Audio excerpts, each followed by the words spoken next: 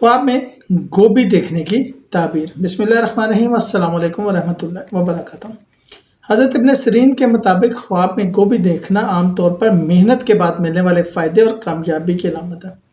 ये इस बात की निशानी भी हो सकता है कि आप जल्द किसी मुश्किल काम को आसानी से मुकम्मल कर लेंगे। कुछ ताबीरें मैं आपके साथ शेयर भी करता हूँ। गोभी पकाना या खाना यह खुशहाली, रिस्क और सुकून की अलामत है।